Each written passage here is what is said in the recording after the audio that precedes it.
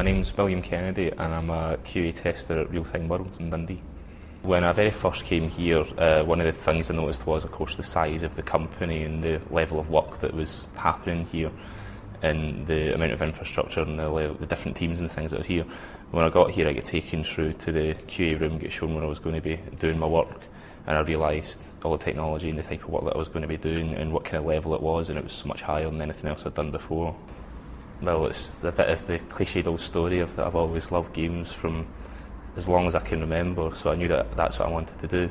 Originally, when I was going through school, I always made sure that I looked at computing, always tried to keep computing in with what I did, and then whenever I was looking into university courses, I was originally looking at computing science courses and making sure I'd get into computing because obviously that's related to games. But then of course, games degrees started coming out, so I joined a games software development degree at Glasgow Caledonian University, and then from then I've always strived to continue to make sure I got qualifications to get in the industry. My parents always made sure that I went out and I did things well. At one point during my life I played for 4 different boys football clubs. I wasn't really as good as the other people in the team, I don't think. I was a defender.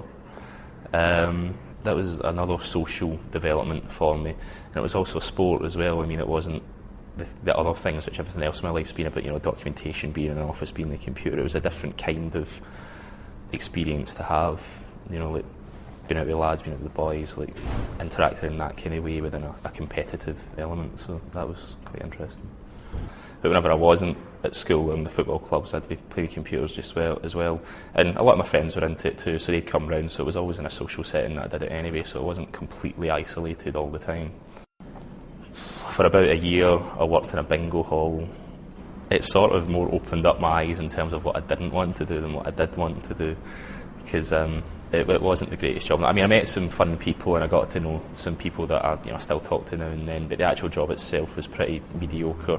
Sometimes it was a little bit depressing actually, because people would spend all their money and they'd go out in the gambling machines, and you'd have to give them change if they came in and they wanted it to put more in the machine because it's their money, and and it just wasn't a nice atmosphere to be in, really.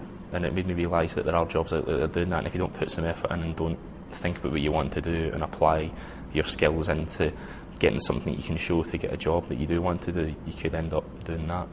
University was, it was really, really good, and it opened up my eyes to a lot of things about the games industry and about the way games are made and about the considerations you have to make whenever games are getting developed that I don't think I maybe would have picked up on without a lot more years in the industry than what I've got now. So it really opened up my eyes to a lot of things I didn't consider before. I also learned a lot of skills off it that apply within the industry, and the social experience of university was fantastic as well.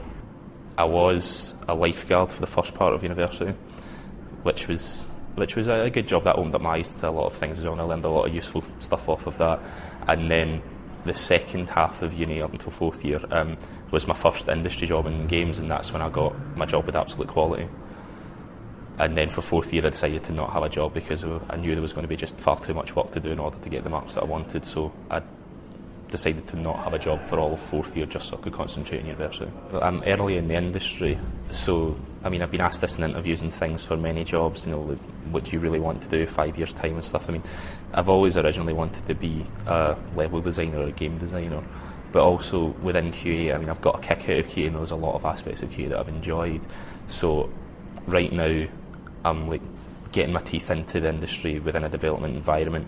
I'm wanting to learn off the people that are above me, get a good amount of experience within the company, and then I can start to pick between the 2 or 3 paths that I've got in my mind. But I'm really enjoying QA just now anyway as well, so that could be a future for me, yeah.